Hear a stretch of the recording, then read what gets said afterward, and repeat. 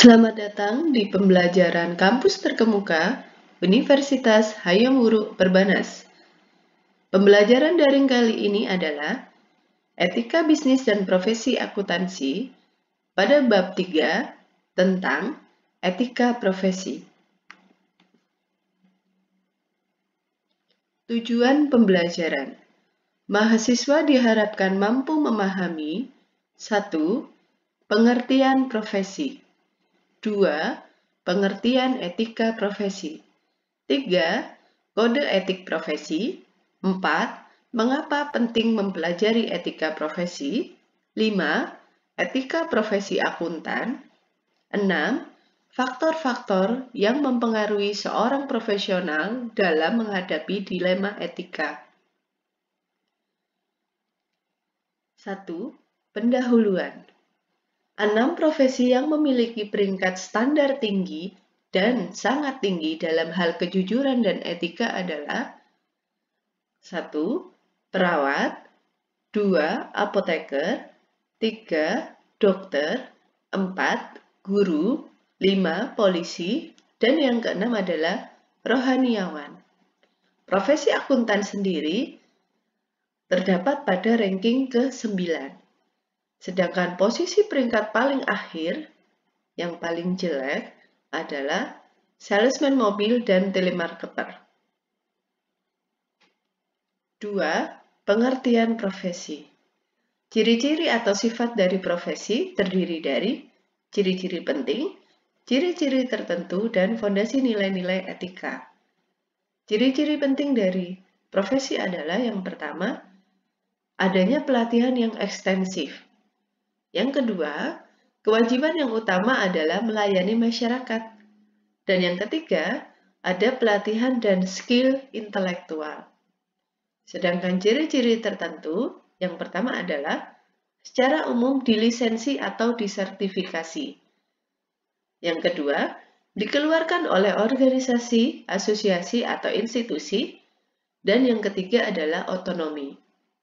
Sedangkan fondasi nilai-nilai etika adalah lebih mengutamakan pertimbangan etika dibanding pertimbangan teknis dalam setiap keputusan atau tindakan. Sedangkan tugas-tugas yang harus dipelihara terus-menerus oleh profesi adalah yang pertama, kompetensi di bidang keahliannya. Yang kedua, objektivitas atas jasa layanan yang diberikan. Yang ketiga, integritas dalam berhubungan dengan klien. Yang keempat, konfidensialitas yang berkaitan dengan hal-hal yang berhubungan dengan klien.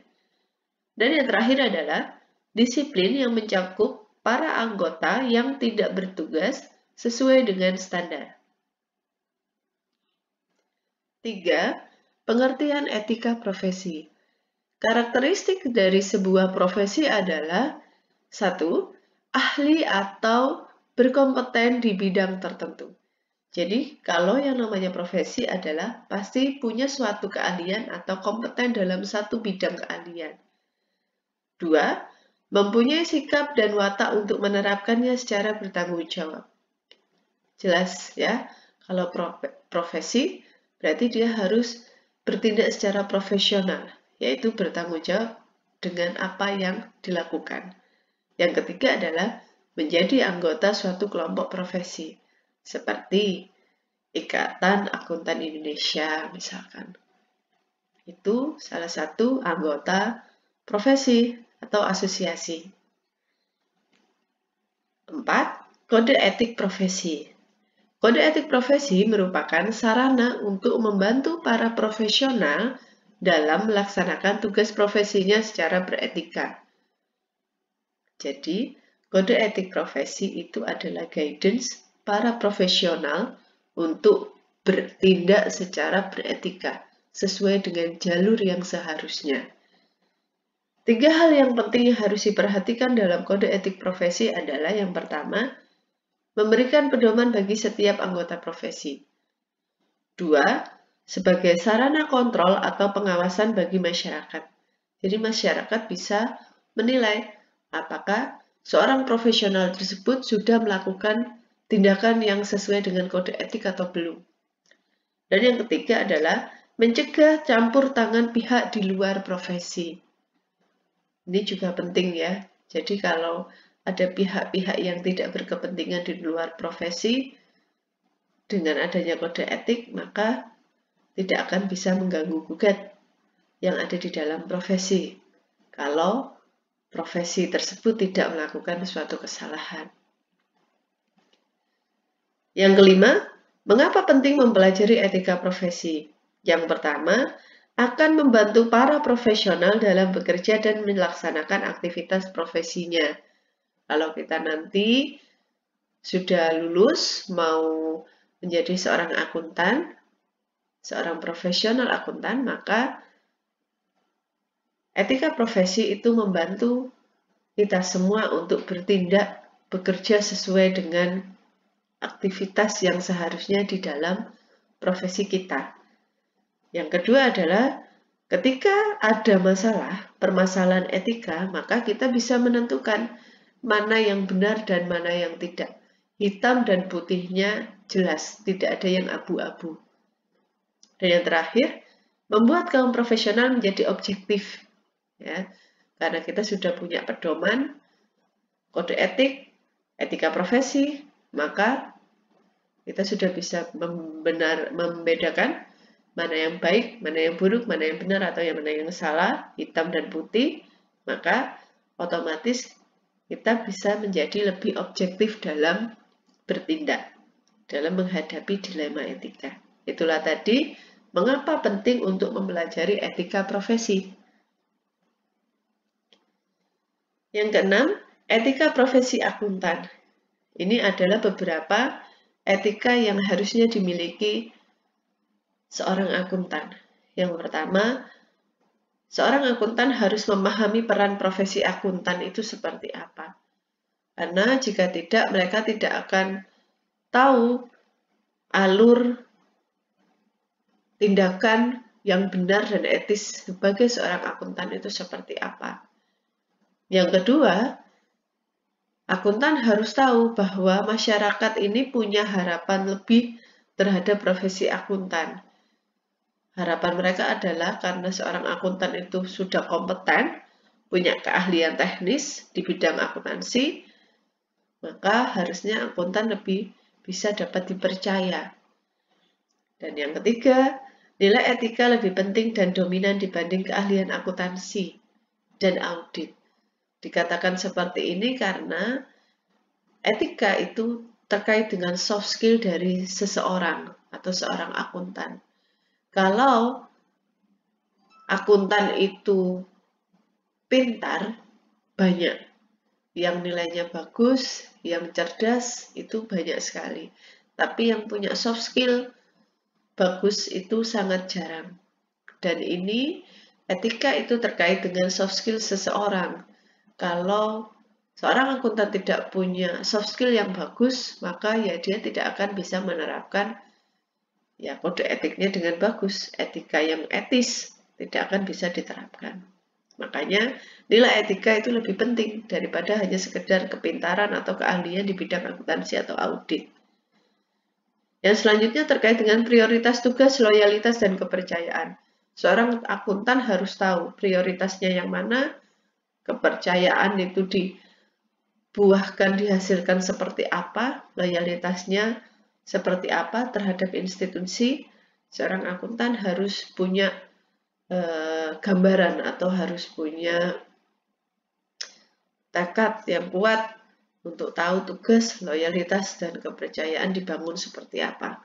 Kemudian yang berikutnya, menjaga kerahasiaan organisasi dan klien. Ini sangat penting sekali. Kita sebagai seorang akuntan, ketika sudah mempunyai klien, kita tidak boleh mengungkapkan hal-hal apapun itu yang ada di klien kita terhadap orang lain tanpa diminta secara resmi oleh hukum. Itu tidak diperkenankan. Kemudian yang berikutnya, layanan lain yang diberikan oleh akuntan dan konsekuensi etis. Biasanya yang kita tahu, akuntan itu memberikan jasa untuk audit, gitu ya, jadi auditor eksternal. Tapi banyak juga jasa-jasa yang lainnya. Ada sebagai akuntan pendidik, ada sebagai akuntan manajemen. Ya. Jadi jasa-jasa yang lain seperti itu kita juga harus memahami betul tugas dan fungsi kita di masing-masing itu seperti apa. Kemudian nilai-nilai etika dan standar perilaku pada akuntan profesional. Kita harus punya nilai-nilai etika sebagai seorang akuntan profesional, yaitu kredibilitas, kompetensi, integritas, kejujuran, dan objektivitas.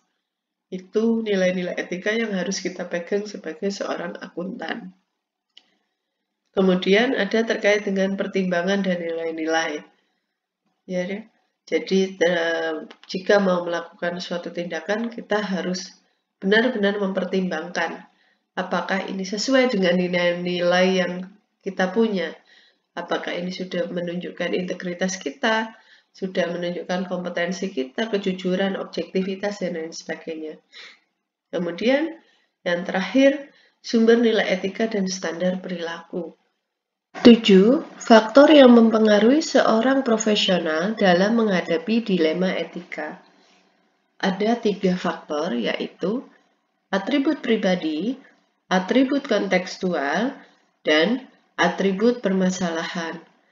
Di atribut pribadi, ada kematangan moral, umur, gender, dan kebangsaan. Inilah faktor pertama terkait dengan atribut pribadi yang mempengaruhi seseorang profesional itu menghadapi dilema etika. Kematangan moral, sebagaimana orang itu punya moral yang matang, dia akan lebih mudah untuk menentukan mana yang baik, mana yang etis atau yang tidak. Umur juga bisa mempengaruhi gender, lelaki dan wanita.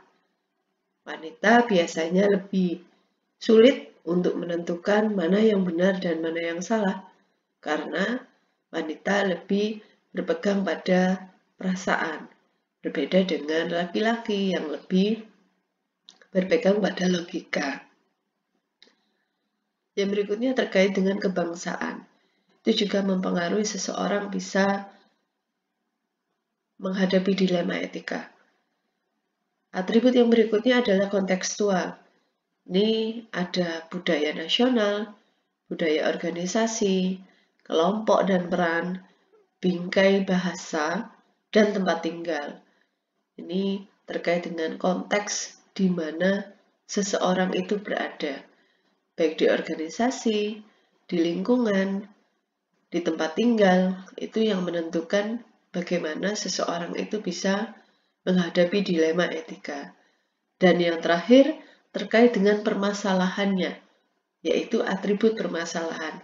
Ada mulai dari menilai konsekuensi atau hakikat konsekuensinya, konsensus sosial, kemungkinan dari pengaruh, kesegeraan seketika ketika bertindak, kemudian kedekatan, dan yang terakhir adalah konsentrasi pengaruh.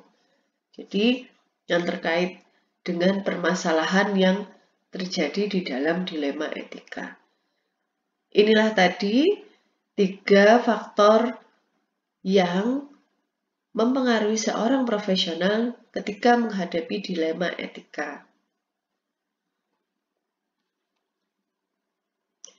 Baik, itulah tadi pembelajaran terkait dengan etika profesi. Selamat belajar!